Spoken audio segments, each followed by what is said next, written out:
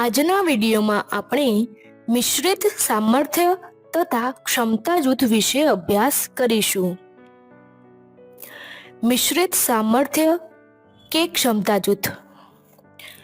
મિશ્રિત સામર્થ્ય એ વિકલાંગ અને અસામાન્ય શબ્દની જગ્યાએ ઉપયોગ કરવામાં આવતો શબ્દ છે.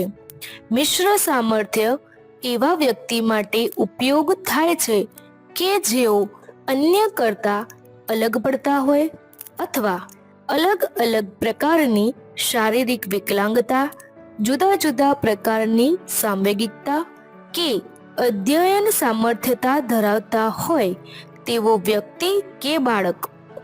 આમ મિશ્ર પ્રકારની સામર્થ્ય કે ક્ષમતા ધરાવતા વિદ્યાર્થીઓને તેમની અધ્યયન ક્ષમતા અનુસાર શીખવવા માટે આ વ્યૂહરચના અત્યંત ઉપયોગી છે.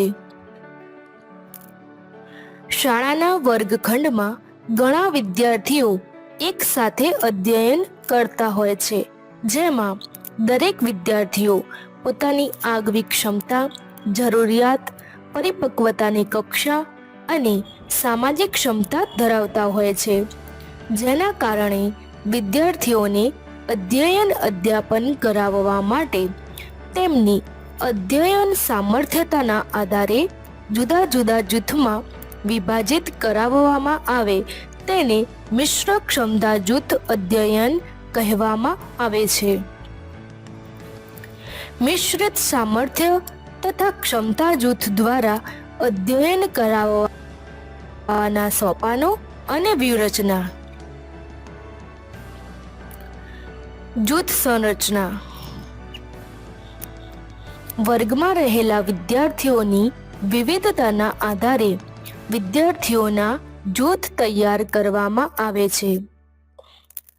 જો વિદ્યાર્થીઓની વિવિધતા અનુસાર જૂથ તૈયાર કરીને અધ્યયન કાર્ય કરાવવામાં આવે તો વિદ્યાર્થીઓ સરળતાથી શીખી શકે છે. આમ મિશ્ર ક્ષમતા ધરાવતા જૂથમાં અધ્યયન કરાવવા માટે સૌથી પહેલા શિક્ષકે જૂથ તૈયાર કરવું અનિવાર્ય છે. ત્યારબાદ તે જૂથમાં ઉચ્ચ અધ્યયન ક્ષમતા ધરાવતા અને નિમ્ન અધ્યયન ક્ષમતા ધરાવતા વિદ્યાર્થીઓની સપ્રમાણ સમાવેશ કરીને મિશ્ર ક્ષમતા ધરાવતા જૂથને તૈયાર કરવું. સૂચના આપવી.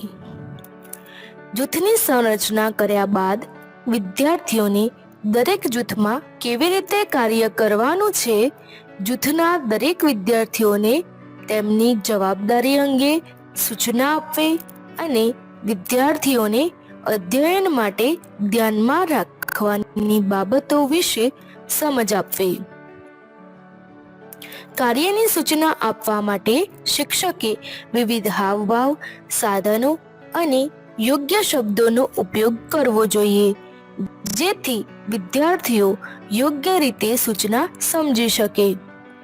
શિક્ષકે સૂચના આપ્યા બાદ વિદ્યાર્થીઓ પાસે સૂચનાની ચકાસણી કરાવી લેવી જોઈએ. ધ્યેય નક્કી કરવા.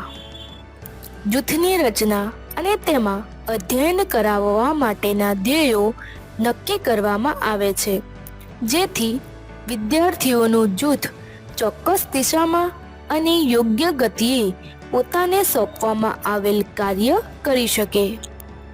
ધ્યેયો નક્કી કરવાના કારણે વિદ્યાર્થીઓ પોતાના કાર્ય પર ધ્યાન કેન્દ્રિત કરી શકે છે.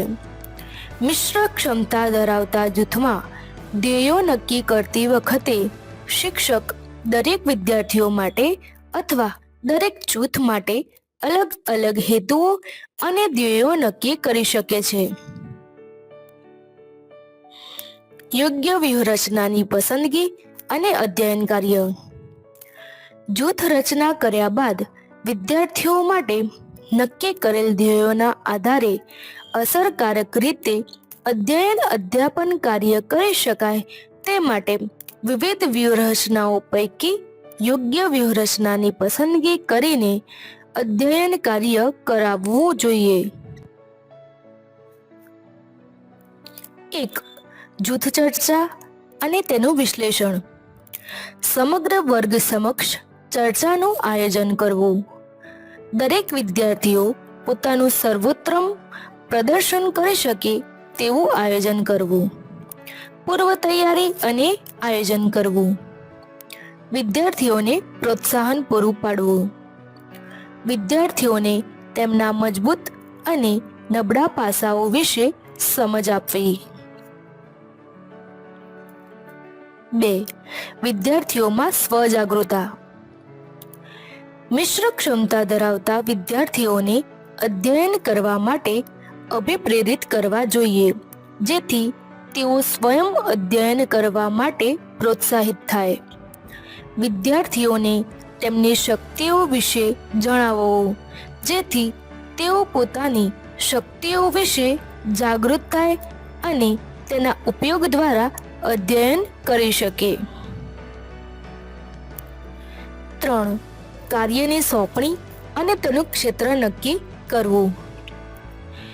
જુદા જુદા જૂથના વિદ્યાર્થીઓની તેમના અધ્યયન ક્ષમતાના આધારે કાર્ય અને જવાબદારી વહેંચણી કરવામાં આવે છે, જેમાં દરેક વિદ્યાર્થીઓને ચોક્કસ કાર્ય સોંપવામાં આવે છે. આ વ્યૂહરચનામાં દરેક વિદ્યાર્થીને સર્જનાત્મક કાર્ય આપવામાં આવે છે.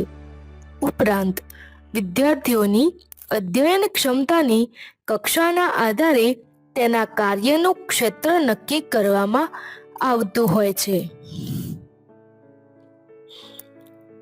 4. ગૃહ કાર્ય તથા વધારાનું કાર્ય આપવું.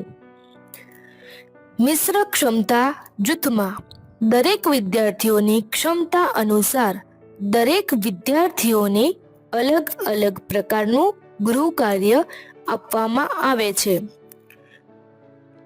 નબળા વિદ્યાર્થીઓને આપવામાં આવતું ગૃહ કાર્ય વર્ગખંડમાં કરાવવામાં આવેલ અધ્યયન ઉપર જ આધારિત હોય છે અને પ્રતિભાશાળી વિદ્યાર્થીઓને જ્ઞાનમાં વધારો કરવા માટે અથવા કસોટી આપવામાં આવે છે, જેમાં તેમને વાંચન વધુ કરવું પડે છે.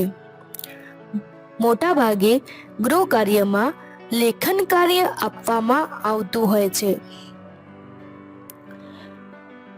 5. ભૂલ સુધારણા. જ્યારે વિદ્યાર્થીઓને આપવામાં આવેલ સૂચનાના આધારે વિદ્યાર્થીઓએ કરેલ કાર્યનું નિરીક્ષણ શિક્ષક દ્વારા કરવામાં આવે છે અને જેના આધારે વિદ્યાર્થીઓના કાર્યમાં જરૂરી સુધારાની નોંધ શિક્ષક દ્વારા કરવામાં આવે છે અને જૂથ કાર્ય પૂર્ણ થયા બાદ વિદ્યાર્થીઓને જાણ કરવામાં આવે છે. પરંતુ આ ભૂલોની જાણ કરતી વખતે શિક્ષકે ધ્યાન રાખવાનું છે કે વિદ્યાર્થીઓની ભૂલોની માત્ર જાણ જ કરવાની છે. ભૂલો વિદ્યાર્થીઓએ સ્વયં અથવા વિદ્યાર્થીઓએ એકબીજાની ભૂલો સુધારવાની છે અને તેની માટે પૂરતું પ્રોત્સાહન આપવાનું છે, જેથી વિદ્યાર્થીઓ સ્વ અધ્યયન કરી શીખી શકે. 6.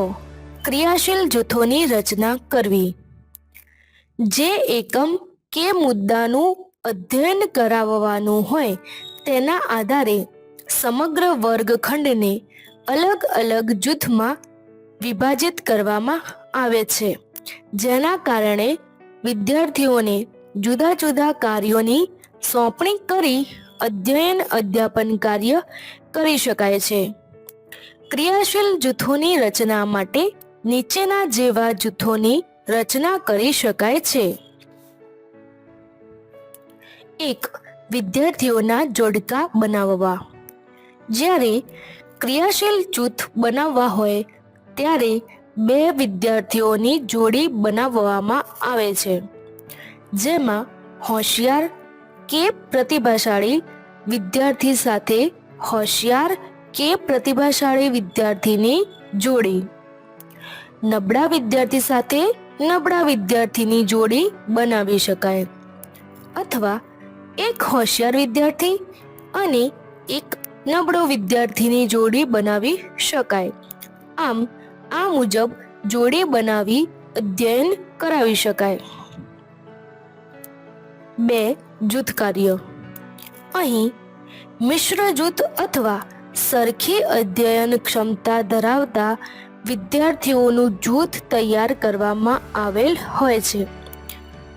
તેથી જૂથ અને તેમાં સમાવિષ્ટ વિદ્યાર્થીઓની અધ્યયન જરૂરિયાત અનુસાર જૂથ કાર્ય સોંપવું જોઈએ. જૂથ કાર્યમાં પ્રોજેક્ટ, પ્રવૃત્તિ, લેખન કાર્ય વગેરે સોંપી શકાય છે. 3. સમગ્ર વર્ગખંડ એક જૂથ તરીકે. સમગ્ર વર્ગખંડને એક જૂથ તરીકે સ્વીકારવામાં આવે છે અને તેના આધારે વિદ્યાર્થીઓને અધ્યયન પ્રવૃત્તિમાં સમાવવામાં આવે છે, જેમાં વિદ્યાર્થીઓ સાથે વાર્તાલાપ કરવામાં આવે છે. આ ઉપરાંત શિક્ષક વિદ્યાર્થીઓ કે વિદ્યાર્થીઓ વચ્ચે આંતરક્રિયા કરવામાં આવે છે, જેના દ્વારા ઓછા સમયમાં વિદ્યાર્થીઓ ઝડપથી શીખી શકે છે. આ રીતે ક્રિયાશીલ જૂથની રચના કરવાથી નબળા વિદ્યાર્થીઓ વધુ ઝડપથી શીખી શકે છે. આમ ઉપર દર્શાવેલ પ્રક્રિયા દ્વારા મિશ્ર ક્ષમતા ધરાવતા વિદ્યાર્થીઓને વિવિધ વ્યૂહરચનાના ઉપયોગ દ્વારા અધ્યયન અધ્યાપન કાર્ય કરાવી શકાય છે.